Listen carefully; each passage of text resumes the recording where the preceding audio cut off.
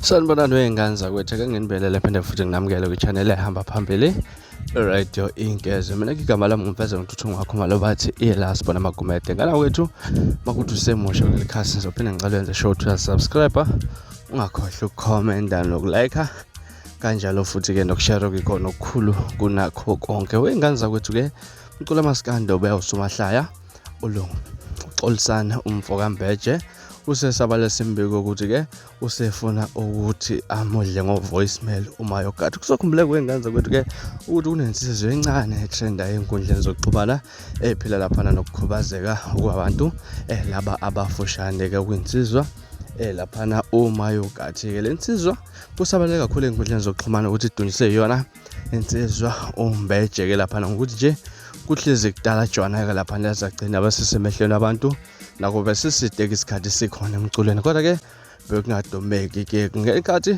lapha abadala ubhalo noMbeje wanaka kakhulu lapha insizwa uMayogathi okanye insizwa uMbeje uthe lapha ke usefuna ukumudla ngo-voicemail. Kwi-post afike wayibhala lapha enkundleni yokuxhumana ku-Facebook ubhala ukuthi ngaqala ngalokho kancane ngakufaka u-voicemail waphupha kwanya kusukela manje sengizofaka lokho okufishane u-voicemail, ngeke ngiphinde ngenze ivideo ekhuluma ngakho ququda voicemail track nani ke ukuthi vele kade usuwenze isibhaxo sakho sokugcina utrack enani. Ngenza kwethu ke ibhala kanjalo insizwa elapha noMbeje isho khona ke uthi ngempela ngayiphinde enze ivideo edala lapha khona lapha insizwa uMayogathi ufuna ukumziba ukuze aziphuphele yena mathupha lapha. Mhlawumbe kuthina kwakho ukuphala ngalo daba, ake sivele hlanga comment section ke ngizolakho uvo ngalolu daba. From iLasbo wey'ngane zakwethu ngiphuma nje na kodwa ngiyathembisa ngiyabuya futhi ezinye esilandela ku-video elandela. Ungakhohlwa ungilandela ku-Facebook @Radio Inkezwe. Uniziphatha kahle unobusuku lomnandi,